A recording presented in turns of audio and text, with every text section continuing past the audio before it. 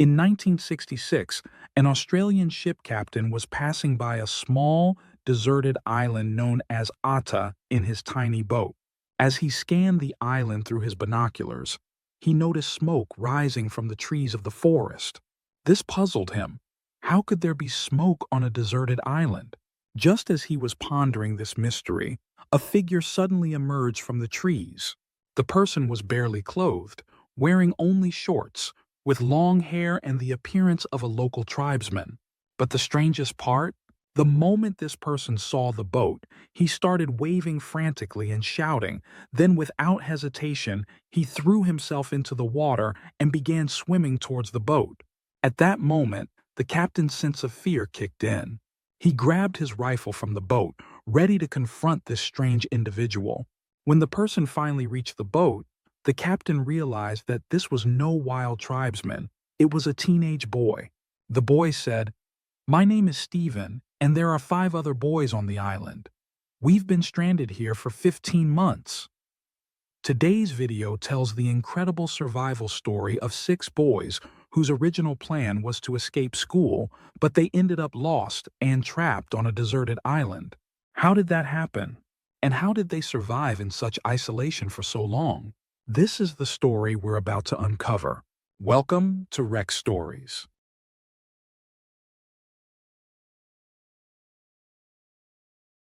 Don't forget to like the video and subscribe. Let's dive in. Our story begins in 1965, in a country called the Kingdom of Tonga, a small group of islands in the Pacific Ocean located east of Australia. The protagonists of our tale are the 6 boys whose photos you can see in front of you: Sione, Mano, Stephen, Kolo, David, and Luke. They were students at a Catholic boarding school, a religious institution where not only did they study, but they lived their entire lives there. They slept, ate, and engaged in all their activities within the school grounds. The rules at this school were incredibly strict, enforcing tight control over the students' freedom. They were only allowed to leave the school once a week, and even then, only under the supervision of the teachers. The teachers themselves were monks and nuns, who often dealt with the boys with extreme discipline. If a student made a mistake or disobeyed orders, punishments could be harsh. The 6 boys in our story, aged between 14 and 16, were frustrated and suffocated by the strictness of the life they were forced to endure. Whenever they gathered, they dreamed of freedom and fun, imagining a different world where they could do whatever they pleased. One day during their lunch break, the oldest of the group, Sione, turned to his friends and said, "Why don't we run away?" One of them asked, "Run away? Where would we even go?" To which Sione replied, "We'll go to Fiji." Fiji was another island in the same Pacific region, larger and more developed than the Kingdom of Tonga. However, it was quite far away. The boys started planning their long journey, and the first thing they needed was a boat. None of them owned one, so they decided to steal a boat from an old, grumpy fisherman with whom they had past conflicts. He seemed like the perfect target, and they wouldn't feel guilty about taking his boat. The boys planned to embark on their journey at night, hoping to get far away from the island before anyone realized they had escaped. About an hour after bedtime at the school, when they were sure most of the students and teachers were asleep, they quietly slipped out of their rooms, climbed the school wall, and fled. They made their way to the shore, where they found the old fisherman's boat, the one they all hated. They loaded their belongings onto the boat, hoisted the anchor, and lowered the sail. They carried only a few essentials: a small amount of food, some fruit, and even a portable gas stove to cook the fish they planned to catch at sea. But none of them thought to bring a compass or a map. The distance from Tonga to Fiji was over 750 kilometers, and these clever boys hadn't brought the most basic tool that could have helped them stay on course. But even if they had brought a compass or a map, a journey like this would have been nearly impossible for children who had never sailed before. About 2 hours into their journey, they had already drifted far from the shore, and dawn was approaching. The boys were starting to feel exhausted, especially since they hadn't slept yet. They weren't used to staying up late, as their strict school forbade it. It was a new experience for them to be awake at this hour. Soon enough, they began to doze off one by one until all of them were fast asleep. The sail was still open and the wind was in control, moving the boat in random directions. They didn't wake until the sound of thunder roared through the air. Startled, they found themselves in the middle of a storm. Panicking, they scrambled to pull down the sail, knowing that leaving it up during a storm would allow the wind to toss their boat around with brutal force. But before they could lower it, the sail began to tear. It was old and couldn't withstand the storm, shredding to pieces and blowing away with the wind. Throughout the storm, the boys fought to stay on the boat, clinging to it with all their strength to avoid being thrown into the ocean. After what felt like an eternity, the storm finally subsided and the weather improved. But they were left in a dire situation. They had no idea where they were, and without a sail, they couldn't control the direction of the boat. For 8 long days, they drifted aimlessly, the waves carrying them wherever they pleased. Their food and fruit ran out, and the fishing they thought would be easy turned out to be much harder than they had imagined. They couldn't catch a single fish. Even their drinking water was running out, so they resorted to collecting rainwater in coconut shells. They cut coconuts in half and used the shells as makeshift cups to catch the rain. They rationed the water carefully, drinking as little as possible, knowing that if the water ran out, it could mean the end for them. Finally, after 8 days of hardship, on the 9th day, they spotted an island on the horizon. It was the first land they had seen since leaving their island. However, without a sail, they couldn't steer the boat towards it, so they tried paddling with their hands and any tool they could find. Fortunately, the waves were in their favor. By evening, they had drawn closer to the island. As they neared the shore, they jumped into the water and swam to the beach, leaving the boat adrift. They had no way of pulling it ashore, as the anchor had broken during the storm. After the boys swam to the island, their boat was lost to the sea. The moment they reached the shore, they threw themselves onto the sand and fell asleep from sheer exhaustion. They didn't wake up until after sunrise the next day, marking the beginning of their real survival journey on this island. A journey that would turn out to be much longer than they had planned. The island they arrived at was Atta, a deserted land that had been abandoned for over 100 years. Before that time, it had been home to a small population of indigenous people, numbering in the hundreds. But then, slave traders suddenly attacked, capturing all the inhabitants and selling them into slavery. No one was left on the island, neither young nor old, neither man nor woman, and from that moment the island was left desolate. As soon as the boys woke up, they began searching for food and water. They crafted wooden spears from the trees, sharpening their tips with stones. They used these spears to catch fish, but without fire to cook it, they had no choice but to eat it raw. While they managed to secure some food, they still suffered from thirst, having found no source of drinkable water.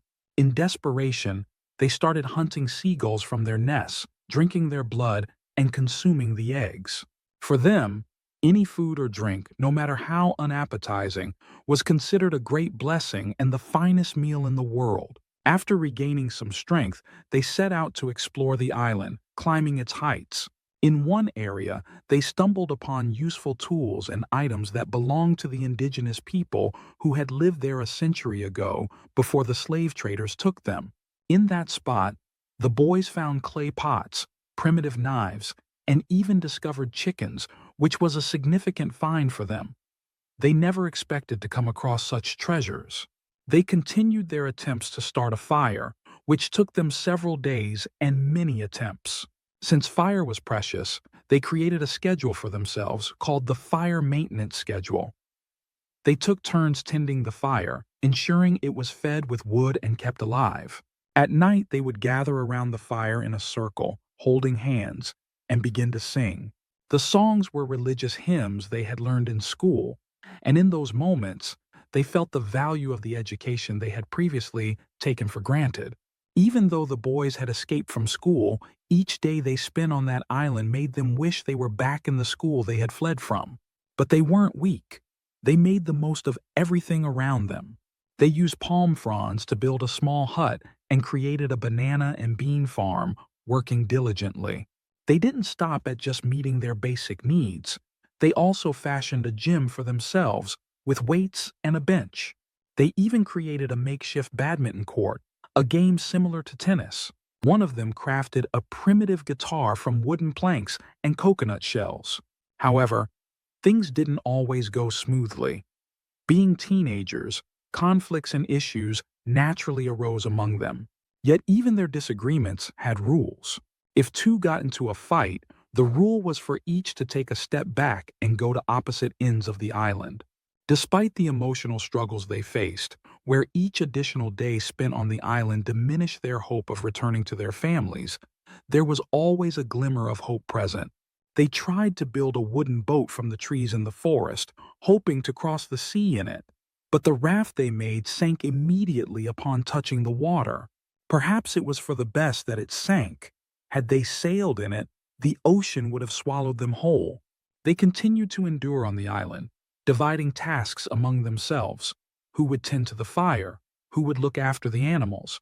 Who would manage the farm? And who would keep watch over the sea? These responsibilities kept them occupied, potentially saving them from sinking into despair.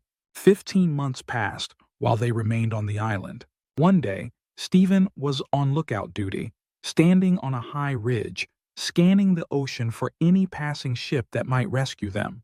On that day, for the first time, he spotted a small boat sailing near the island. He hurried down from the ridge, raced to the shore, and began waving and shouting at the person in the boat. He then jumped into the water and swam toward the vessel. When he climbed aboard, he found the captain aiming a rifle at him. Stephen raised his hands and said in English, "My name is Stephen, and there are 5 other boys stranded on the island. We've been stuck here for 15 months." When the captain heard the story, he lowered his rifle and introduced himself. His name was Peter Warner, an Australian fisherman. He told Stephen that he had seen smoke rising from the trees in the jungle through his binoculars, so he had come closer to the island to investigate what was happening. To his knowledge, the island was deserted, but after meeting Stephen and understanding the situation, he realized that these boys were survivors. Soon, the other 5 boys joined Stephen on the boat. Captain Peter took their names and contacted the Coast Guard, who confirmed that these boys had been missing for over a year and were presumed dead. Their families had even held funerals for them. This moment was both poignant and shocking for Peter. As for the boys, when they felt they were about to return to their families, a joy overwhelmed them that was beyond description. However, what happened next was strange. The boys were arrested as soon as they reached the first port. The reason? The old fisherman, whose boat they had stolen, had reported them to the police. Imagine, despite all they had endured, suffering and isolation from the world for 15 months, they weren't even given a chance to see their families without complications. But the old man was adamant about his stance. But here was where Captain Peter stepped in to help them again. Though he wasn't wealthy, Peter was the son of a rich man in Australia and had strong connections with some media outlets. He reached out to an Australian channel called Channel 7 and pitched their story, suggesting they produce a documentary about it. The channel was interested, sending a crew of filmmakers and giving Peter a small advance. Peter used this money to pay the old fisherman for the boat, which led the fisherman to drop the charges, resulting in the boys' release. The boys emerged from jail, and from that moment, the film crew began documenting everything. Afterwards, Peter took the boys on his boat and returned to the island where their families lived.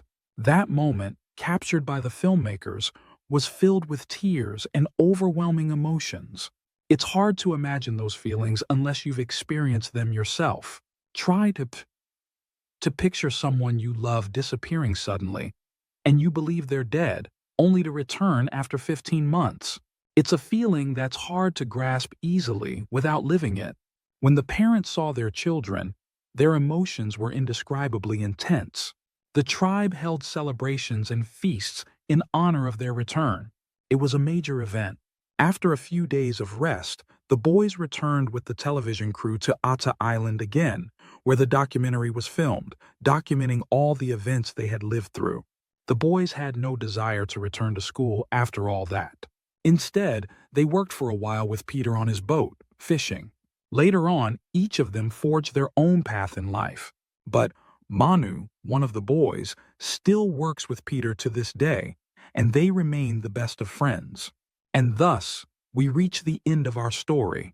Don't forget to like the video, subscribe to the channel, and hit the notification bell. Thank you for watching, and I'll see you in the next episode. Goodbye.